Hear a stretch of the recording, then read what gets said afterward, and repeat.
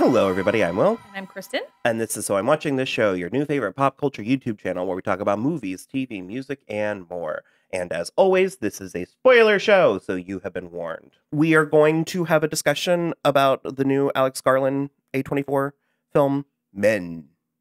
Da-na-na, da-na-na-na, boo, hiss.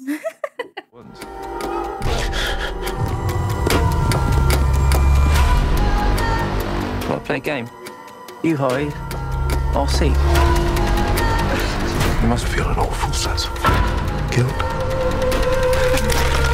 Stay away from me. Why are you doing that? What are you? Okay, I actually wanted to talk about it mostly because we did a trailer reaction. And Okay. so people were like interested to see What we were going to thought, say. yeah. We were pretty excited going in. We Yeah. like Alex Garland. In particular, I liked Annihilation, even though it... Did we do an episode? I think we did an episode on We did Annihilation. Annihilation. I like Ex Machina. It's in my top. I like Ex Machina. I like Annihilation. He also works a lot with Dany Boyle to differing effect, but he wrote 28 Days Later, which is You love. one of my favorite horror movies of all time and 100% my favorite zombie movie of all time. And I am a humongous apologist for the movie Sunshine. Do I agree that it falls apart in the third act? 100%. Do I love it anyway? Also, yes. So but he's worked with Dany Boyle forever. He did The Beach. He did Sunshine. He did 28 Days Later. So it's like, I like their partnership fans. a lot too. I'm a big fan. I think out of the ones that he's done alone, my favorite one is Annihilation. Oh. Yeah. Okay. It's not his source material. It's based on a novel. Mm-hmm. And I think that's why I maybe like it more. And I think specific, and spoilers a little, but I think specifically the reason I like it is because parts of it are very uplifting. Like the Tessa Thompson part to me has a very bittersweet, uplifting quality to it. Mm-hmm. I felt less of that in this. I am in a yes, but no, and place with this movie. It falls under what the Fountain, the movie The Fountain umbrella. Okay. Where it's like, I appreciate the swing. Yeah. I don't think The execution is not completely there for me. I liked the first two acts, and then I think it just fell apart. I really liked the trailer. I agree with you. First two acts. So I let's- agree so- for sure. Did you like it? Not really. Okay. I liked what I thought it was going to be, and it turned into something way different that I didn't see coming, which is not always the issue, but I didn't see it coming, and it completely sideswiped me and disgusted me and didn't deliver on what I thought it was promising. So it ended up being generally a disappointment to me. So we saw this with Rachel. She is working all day today, so unfortunately she cannot be here, which is doubly unfortunate because people were excited for her, reaction from the trailer reaction. Maybe we'll link to that TikTok she sent me. She was not having a good time. No. And in a way that was not by design. Yeah. It wasn't just that she was uncomfy, because No, we were 'cause both... but that's intended. We were both uncomfy, and that is what I was more expecting. Is I was expecting an uncomfy men are predators horror movie. And it just takes this fucking... Well, it on a unfortunately, at the dime. end of the movie, she was just so...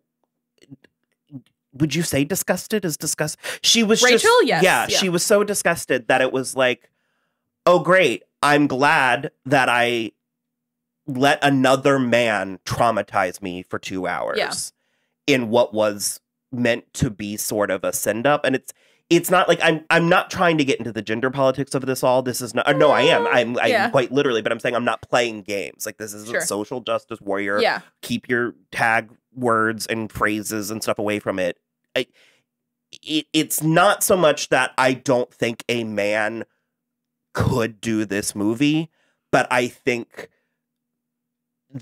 this wasn't right. I think at this time there was something very heaping and pretentious about it in a way that it's not that this needs humor, but it's like when you compare it to something like A Promising Young Woman, I was going to bring that up. Where we are again, I'm not saying that this movie needed to be funny. People are going to think that's what I'm saying. That's not what I'm saying. It doesn't need to be funny, but a spoonful of sugar helps the medicine go down. Yeah. And so where we are socially and culturally, these heavy-handed fables need to be told a certain way to better digest them. I would argue that in Ex Machina specifically, Alex Garland has used a very deft hand to discuss gender politics and gender roles. Because I'm a very good for her about Alicia Vikander at the end of that movie. And she's not, I mean, that's not necessarily meant to be the takeaway, for sure. I mean, kind of, but it's that gray. Yeah. It's the embodiment of those complicated emotions. It's the same, it's Florence Pugh smiling at the end of Midsummer. Yeah. And that wasn't present in this because it's basically, you're right with the trailer, because it's like, this movie is exactly what you think it's going to be. And I think because that's so obvious, because it's so, men are predators and they're all the same and you can't trust them, and the father begets the son, begets the whatever, if I use that phrase correctly, but it's like, there's a handful of check marks. There's a handful of things you think is going to be covered in this movie. And so when they release the trailer and they hit some of those marks, you're sort of like, oh man, I can't wait to see what else is there. I can't wait to see what the weaving of these points together is going to be like. And when we sit down and actually watch the movie, there's no other. It is exactly those things that you think. I get what you mean, and it's also, the movie didn't actually say anything that I didn't already know, which is fine if you are just making something that is here's the thing, men are terrible and this is why, and in different but similar ways. I get all of that. What then bums me out is that those are the promises that the trailer made, is that it was going to be like an examination of how men are all the same because all of the men in this movie are played by Rory Kinnear, or an amalgam. But and then, that idea alone, and Rory's amazing performance is incredible. But then it not only does it not deliver on that promise, the promise that the trailer and the first 2 acts of the movie make, but then it takes this 90-degree left turn where you're just like, what does this part even have to do with the rest? It's so bizarre. Because I think much like Ex Machina, for this to be successful, it should have conflicted us. Sure. And it not only mostly, it entirely just reaffirmed what we thought going in. Yeah. So we were just sort of watching a dramatization, a high art version of a woman being terrorized by a man.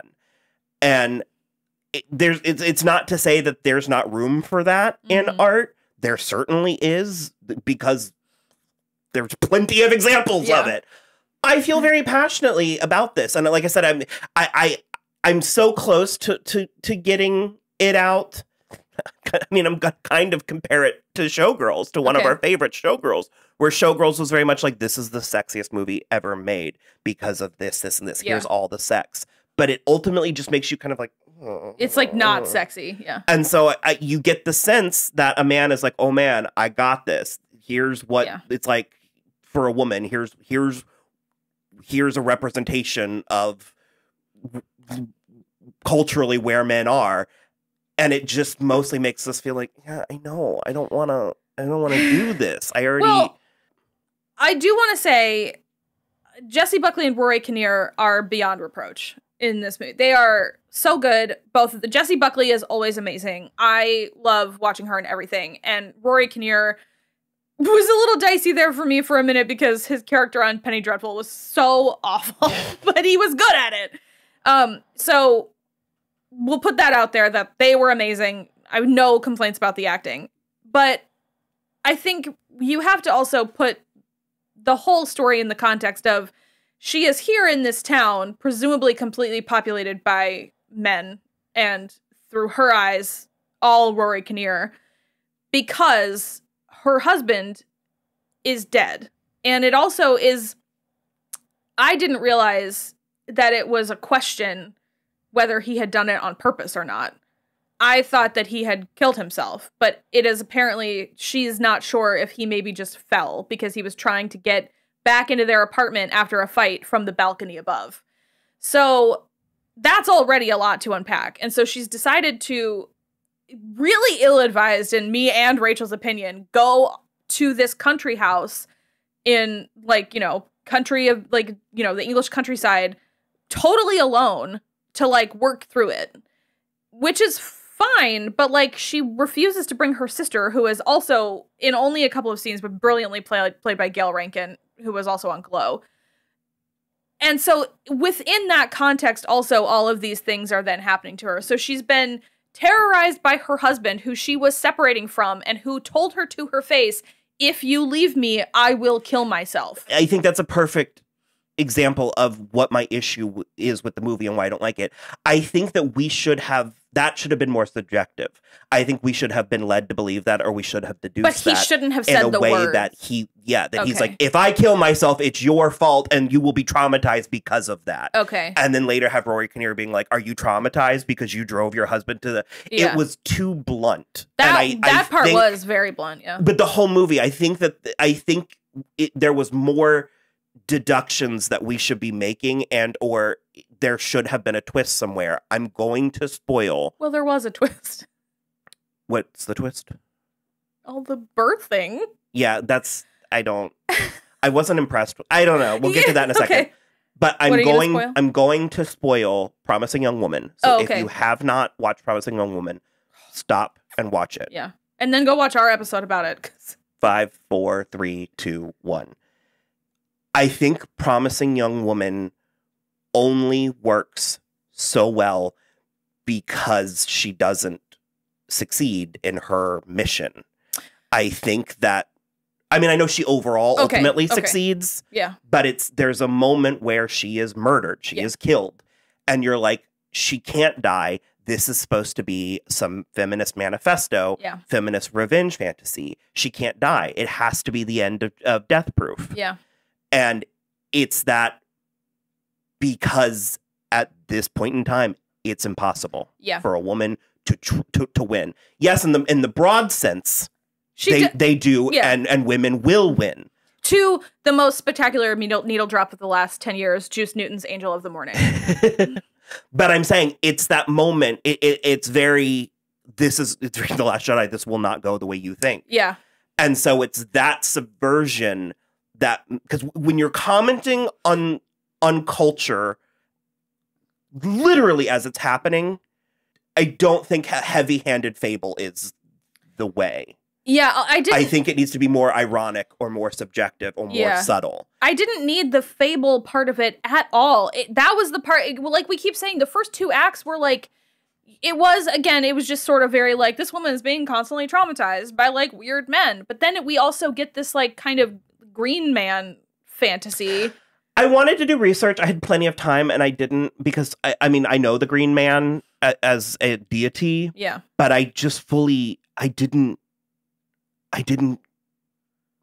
didn't work. I don't think that that's the Green Man. Well, it's something. He's like, because they're trying to. I get that the whole leaves everywhere. Yeah. I get the primal, that this is primal, that this goes back to like the gods of old. Yeah, but we're also in the middle of that of a reckoning, a pagan reckoning, right there. So the depiction, I didn't get it. Yeah, well, that's the other thing too. Is like, and I'm gonna go back to Ex Machina and Annihilation for this a little, where it's like, I think the success of both of those movies is that, yes, you can read them as ambiguous. You know, they are relatively ambiguous. You don't 100% know what you're supposed to think. Like, I have very good for her energy about Alicia Vikander, to which my husband said she's about to go commit human genocide. Mm-hmm. And I'm like, good for her. Yeah. You know, that's what I'm feeling. Sorry, I cut you off completely, but if you're quoting the good for her meme, that is being said by Jessica Walter's Lucille Bluth. Right. That is part of the meme, that an evil queen is saying good for her to another evil queen. There's layers to that meme. So if you're trying to take down meme culture, it's like you need to understand the layers. Like you need to understand the roots. 100%. So sorry. And so the thing there is that, like, at no point do we And I feel that way also at certain points in Annihilation, like specifically, like I said, the Tessa Thompson moment, where that's a darker good for her moment, but it's like she's really accepting what's happening, and like the rest of them are kind of fighting against it. And at no point do I feel a good for her moment for Jessie Buckley in this movie, because she is pretty passive a lot of the time. She's not like allowing it to happen to her, and she is running and she is sort of fighting back. But then towards the end, and again, spoilers, she just, once all the births happen, which is so bizarre, she just sits down next to her dead husband on the couch and is like, what do you want from me? As opposed to like continuing to fight, she says, what do you want from me? And he says, your love. And she just says, okay. Or like, yeah. So do you want to know how I would end this? Or what I think done a lot different. But I would have done a lot different, but what I think would have actually like sent a jolt through me is if she succumbed to him in the end. Sure. Because yeah, it'd be like that. Sure. Yeah. And we know it's wrong and we know she shouldn't. Yeah. But she does. For sure. And that doesn't happen. No, and then it just ends after that. And you're like, why? Like had she either decided to seduce him to overpower him, or actually just Stockholm syndrome. Yeah. But it was at no point, we don't really get the feminist revenge. Well, that's the nor thing. do we get the poetic irony or the like tragedy. Because like, at no point does she fight back, and also at no point does she fully succumb to it. Mm-hmm. She's just sort of like wafing around in an ugly pink dress that rivals the one from Fresh. Fresh. That's all I'm gonna say. I'm so glad you brought that up though, because if that Fresh, yeah. If you're looking for the men are bad, successful men are bad movie, Fresh, it's gonna be on my top 10. But no, because the shocking end of this movie is that she defeats him somehow, I guess, and then is sort of like my words are gone. In the garden afterwards, and her sister finally shows up, and her sister's pregnant, and the first place your mind goes is, oh no, what if it's a man?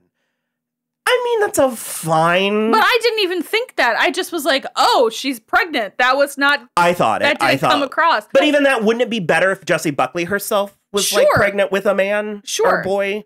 The way I would have like wrapped it up potentially is that she's getting terrorized through the house in the third act, and then it turns out that, like, because it literally just stops when her sister gets there. That's it. That's the last thing we see. And what I would have liked is if it were more like... her sister... As what I would have liked. Sorry, I cut you off again. So let me, the man, take this. No, I don't think you're going to go where I'm going, but go ahead. Because her sister shows up and it pans down and she has a penis. Oh my God. Go back to your point. Okay. The way that I would have ended this movie is that it turns into a full horror movie. And it's like essentially a slasher movie for like 10 minutes or so, because she's getting chased around. She grabs a knife. She's like going for it. What I would have really liked is if it were more like Ready or Not, where at the end, her sister gets there and it turns out that she has murdered Jeffrey by accident, because she's so traumatized by the death of her husband and all of this stuff that she is like seeing ghosts where none exist, and he comes in to try to help her or something, and she kills him by accident. The first man? The actual Jeffrey, yeah. That's what I would have liked. And then her sister is like, oh no. And she just is like, I had to. But either way, in both of our versions, she's done an action. But in both of our versions, and there's not poetic justice. Yeah. In both of our versions. And there's also not a series of 5 births coming out of every Rory Kinnear orifice. So weird. But you'll notice though, it's like I don't necessarily have a problem with that. I have a problem with it. It existed for shock value. Yeah. And because believe me, I get the symbolism that it's a continuing cycle. It's a cycle, yeah. I get that symbolism. It was heavy-handed and it was for naught. But I think something like this, in order for it to actually disturb, she needed to not win. Or it needed to not be what we think it would. But also, because there's another universe where the fact that this village seems made up of entirely men is addressed. Like, she does not meet another, except for the police officer, who is presumably not from this village. And so I think there's another thing where, like, this is what, sort of like a Midsummer or Hereditary thing where like the purpose of this village is to lure traumatized women in order to like overtake something. But again, there's nothing there at the end of it. And also, I'm willing to admit maybe I'm just too dumb. Maybe the metaphor went right over my head. But I don't really think so. With the Green Man, I should have done my research, and I didn't. And, maybe we'll revisit this later and feel differently about it. We reserve that right. Yeah. Somewhere within this conversation, I did make my point. I do want to say, though, credit where credit is due, always and forever. This movie did have one of the most interesting, shocking, and effective horror moments I've seen. Oh, the hand. Yeah. He gets his arm. She stabs him through the arm, and then it knifes out, so he ends up with like two hands on one arm. And there's a scene where he like wraps it around her neck. Yeah. I couldn't have seen it coming, but it's the moment like you get there like seconds before it happens, and you're like, oh God, oh God, oh God. And it just like, it feels so intimate, like so sexual, and this like, yeah. So I credit there. That was truly. It's also after, as the priest, he's like washed it. Ugh. I do want, the priest was the worst. It's just sure. He grabs her on the knee, but like he's like, as a priest, grabbing her up here, high up on the thigh. But that was successful. No, that was the totally intention. Successful. It was also in Act 2. Yeah. But I guess in some regard it's successful because we had a lot to say about it, and art should elicit a response. Yeah. That it doesn't have to be a good response. No. And we got it. I did end up thinking a lot. I just, at this point, I as a person don't think this movie was fully successful. Agreed. I agree. So, yeah. I did find it interesting. And I'm going to go see the next thing, most likely. Yeah. It didn't sour me in any regard. No, I'm not done with Alex Garland. Yeah. I just, like, this was a miss for me. So, it will not be going in the rotation like many other scary things we've watched recently. So, on that note, do you want to take us out? All right. Well, you can follow us on Twitter at So I'm Watching or Instagram at So I'm Watching This Show. We also have a website, soimwatching.com. And other than that, just like and subscribe. And you can donate to our projects if you feel like it. And then we'll see you next time. Bye. Bye.